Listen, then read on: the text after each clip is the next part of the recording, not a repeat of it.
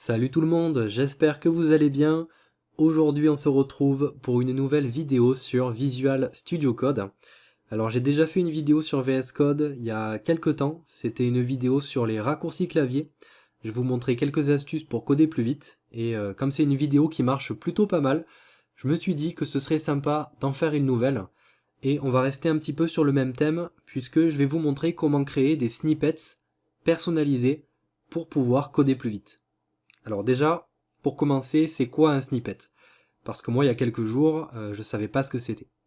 Un snippet, si vous voulez, c'est un petit peu comme un raccourci clavier, sauf que quand vous allez l'exécuter, ça va générer un petit bout de code. Alors le mieux, c'est que je vous donne un exemple. Là, sur mon fichier JS, si je tape log et que j'appuie sur tabulation, ça me génère un console.log. Donc ça déjà, c'est plutôt cool. Mais en plus, vous le voyez, le curseur est directement positionné entre les parenthèses. Donc là, je peux taper ce que je veux. Et si je réappuie sur tabulation, ça met mon curseur directement à la ligne. Donc ça permet vraiment de coder plus vite. Alors ce qu'il faut savoir, c'est que ce snippet, il est intégré par défaut à VS Code. Et là, je suis en train de m'en rappeler. Mais on a aussi l'extension Emmet qui est intégrée par défaut à VS Code. Emmet, si vous ne connaissez pas, c'est ni plus ni moins qu'une collection de snippets pour le HTML. Alors, utiliser les snippets qui sont intégrés par défaut à VS Code, c'est bien, mais si on peut créer ses propres snippets, c'est encore mieux. Et c'est ce qu'on va voir tout de suite. Alors par contre, moi, comme je fais quasiment que du JavaScript, je vais vous donner des exemples pour le JS, mais si jamais vous voulez créer des snippets pour le HTML, pour le CSS, pour, je sais pas, le PHP, eh bien, vous allez pouvoir le faire à condition, et ça c'est important, à condition que le mode de langage soit supporté par VS Code. Alors le mode de langage, c'est quoi? J'en parle maintenant parce que c'est important pour la suite. Le mode de langage, là par exemple, pour mon fichier JS, le mode de langage, c'est JavaScript. Comment je le sais? C'est parce que c'est écrit en bas à droite, il y a écrit JavaScript. Et si je clique dessus, je peux changer le mode de langage. Alors par contre, il ne faut pas se dire qu'il y a un mode de langage par langage de programmation. Si je tape JavaScript, vous voyez qu'on a ici deux modes de langage. On a le JavaScript, c'est le mode de langage par défaut qui est sélectionné quand vous créez un fichier JS, mais on a aussi le JavaScript React. Donc c'est un mode de langage avec des petits trucs en plus. On a notamment Emmet qui fonctionne pour le JSX. Et on a aussi le TypeScript et le TypeScript React. Donc ce sont des modes de langage qui sont associés au langage de programmation JavaScript. Alors pourquoi est-ce que je vous parle de ça? Je vous parle de ça parce que quand on veut créer un snippet, il faut en fait éditer le fichier JSON qui est associé au mode de langage. Donc pour ça, il faut cliquer sur la petite roue qui est en bas à gauche et cliquer sur User Snippets. Donc moi je l'ai en anglais, mais si vous l'avez en français, ce sera extrait de code de l'utilisateur, quelque chose comme ça. Et ensuite, on a la possibilité de choisir le fichier JSON. Donc on a un fichier JSON par mode de langage, et moi je vais éditer le fichier javascript.json. Alors c'est un fichier JSON, tout ce qu'il y a de plus classique, hein. Si vous connaissez pas, ça ressemble un petit peu à des tableaux et des objets JavaScript, sauf que tout est entre double quotes. Alors on a un exemple en commentaire, donc ce qu'on va faire c'est le récupérer, et on va s'en servir pour créer un snippet qui permet de faire un double console.log. Voilà, c'est un petit peu débile, mais au moins ça va nous permettre de comprendre comment ça marche. Alors en premier, c'est le nom qu'on souhaite donner au snippet. Moi je vais l'appeler double console.log. Ensuite, on a le préfixe. Le préfixe, c'est ce qu'il faut taper pour générer le code. Donc là, c'est log. Log, c'est ce qu'on a tapé aussi pour le console.log. Donc de préférence, on met quelque chose d'assez court. Moi, je vais mettre log x2. Ensuite, on a le body. Le body, c'est simplement le code. Alors, on voit que ici, c'est un tableau parce qu'on a plusieurs lignes. Donc ce qu'on va faire, c'est que sur la deuxième ligne, on va mettre un deuxième console.log. Et ici, vous voyez qu'on a un $1. Alors, $1, c'est quoi? C'est ce qu'on appelle un placeholder. c'est grâce au placeholder que le curseur va se positionner à cet endroit. $1, ça veut dire que c'est la première position du curseur. Donc sur le deuxième console.log, on va mettre un $2. Et pour avoir le curseur à la ligne, sur la troisième ligne, on peut mettre un $3, ou alors on peut mettre un $0, ça c'est pour la dernière position du curseur. Et pour la description, on va mettre permet de créer un double console.log. On enregistre, et maintenant si on retourne sur un fichier JS dont le mode de langage est sur JavaScript, parce qu'on a édité le fichier javascript.json, maintenant si je tape log x2, ben on voit que j'ai mon snippet, on voit qu'on a la description, et on a même l'aperçu du code. Donc là si j'appuie sur tabulation, on a deux console.log, on a le curseur qui est positionné dans la première paire de parenthèses. Si j'appuie sur tabulation, ça le positionne dans les parenthèses du deuxième console.log. Et si je réappuie encore une fois, ça met le curseur à la ligne.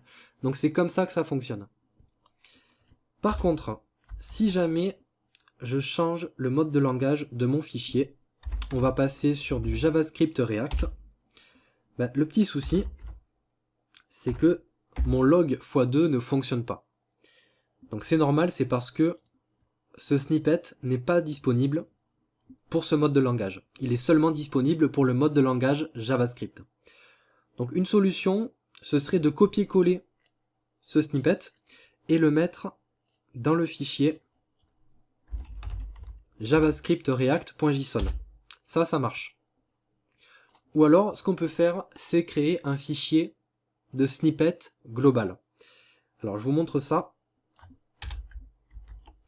Il faut retourner sur User Snippets et ce que vous pouvez faire, c'est créer un nouveau fichier global de snippets. Alors moi je l'ai déjà fait, il est là, vous voyez, je l'ai appelé global, vous l'appelez comme vous voulez, et ce sera un fichier avec l'extension code-snippets.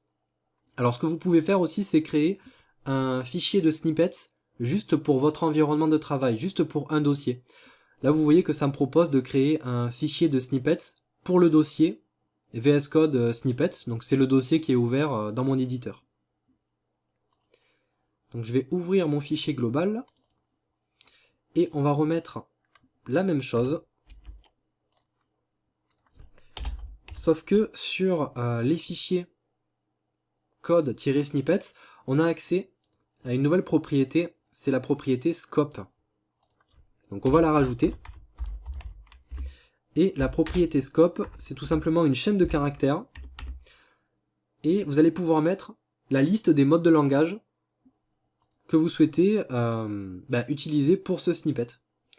Donc là on va mettre le JavaScript. On va mettre le JavaScript React. On peut mettre le TypeScript. Alors par contre, je crois qu'il faut les coller et les séparer d'une virgule. Et on va rajouter le TypeScript React. Voilà, comme ça on cible tous les modes de langage qui sont associés au JS. Donc on enregistre. Du coup, on peut retirer celui-là dans le fichier javascript.json. Et si on regarde sur test.js, là on est sur le mode de langage JavaScript React. Si je fais un log x2, on voit que ça fonctionne. On peut essayer de se mettre sur du TypeScript React par exemple. Et on voit qu'il est toujours disponible. Ok, donc ça c'est pour un exemple plutôt simple. Ce que je vous propose maintenant, c'est de voir un exemple un petit peu plus complexe. Alors on va passer sur du JavaScript React. Et si vous connaissez un petit peu React, quand on veut créer un component, souvent on doit importer React, ensuite on doit créer un component des fois basé sur une classe. On doit utiliser la méthode render, le return, donc retourner du JSX et exporter la classe, exporter le component. Donc tout ça, ça fait déjà pas mal de code à écrire quand on veut commencer un nouveau fichier. Donc ce qu'on pourrait faire, c'est mettre tout ce code dans un snippet. Alors il se trouve que moi j'ai installé une extension pour créer des components très rapidement. Donc je vous montre, si je fais RCC et que j'appuie sur tabulation, ça me crée tout ce code là. Alors moi je l'aime bien, cette extension, mais il y a des petits trucs qui me gênent un petit peu. Là par exemple, vous voyez qu'on n'a pas de point virgule. Et ce que j'aime bien faire, c'est exporter ma classe à la fin, comme ceci. Et ce que j'aimerais bien, ce serait pouvoir éditer le nom de ma classe à deux endroits, donc ici, et avoir le curseur entre les divs.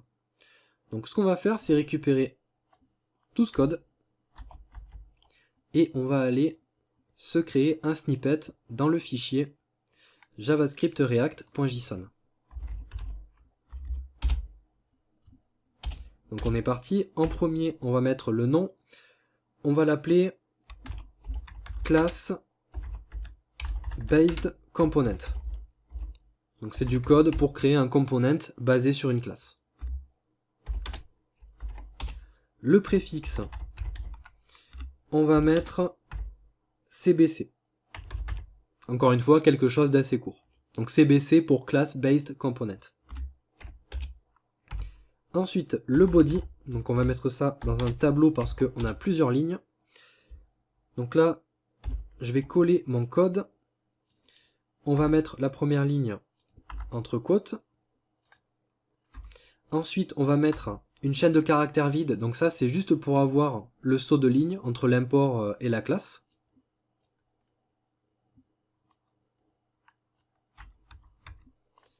Ensuite, on va mettre cette ligne entre quotes aussi. Il faut faire attention et bien mettre des virgules à la fin.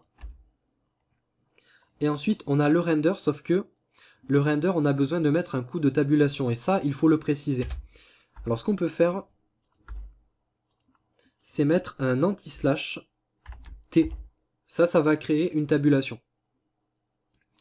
Donc, pareil pour le return, sauf que on doit en mettre deux.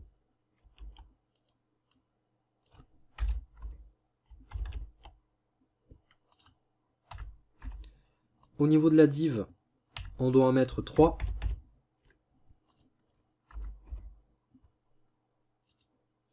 Et entre la div, moi ce que j'aimerais c'est avoir un placeholder. Alors par contre, moi ce que j'aimerais c'est pouvoir éditer le nom de la classe. Donc là ce qu'on va faire c'est mettre un $1.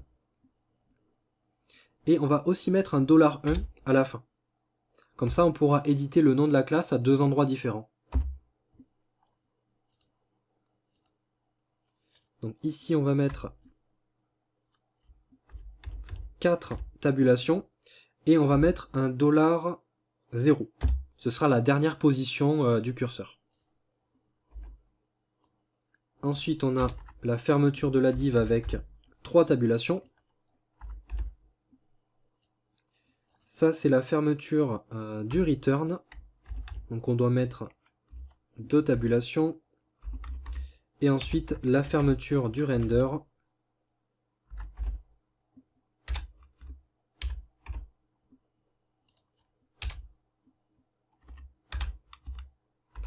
Et la fermeture de la classe.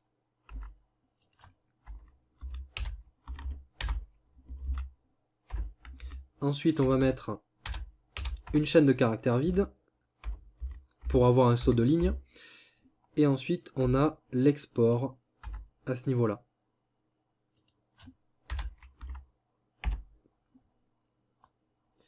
Alors on va indenter les choses correctement.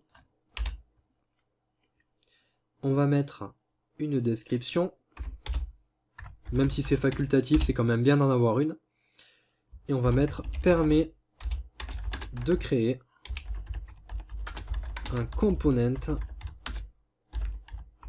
basé sur une classe. On enregistre et on va se mettre sur notre fichier JS. Et maintenant, si je fais CBC, on voit qu'on a la description, on a l'aperçu du code. Donc si je fais tabulation, on a bien le petit point virgule ici, on a le curseur à deux endroits différents. Donc là, je peux nommer ma classe. Et si je réappuie sur tabulation, on a le curseur entre la div, entre les deux divs. Donc évidemment, après, ce snippet, il est disponible seulement pour les fichiers dont le mode de langage est JavaScript React. Donc voilà, c'est tout pour cette petite vidéo. J'espère que ça vous a plu. J'espère qu'au moins vous allez moins dépendre d'extensions de snippets. Après, il faut juste pas en abuser et en créer 10 000. Hein. Le mieux, c'est vraiment créer des snippets pour du code qu'on répète souvent. Donc voilà, j'espère que ça vous a plu. N'hésitez pas à mettre un petit like, à vous abonner à la chaîne. Et moi, du coup, je vous dis à la prochaine pour une prochaine vidéo. Salut tout le monde!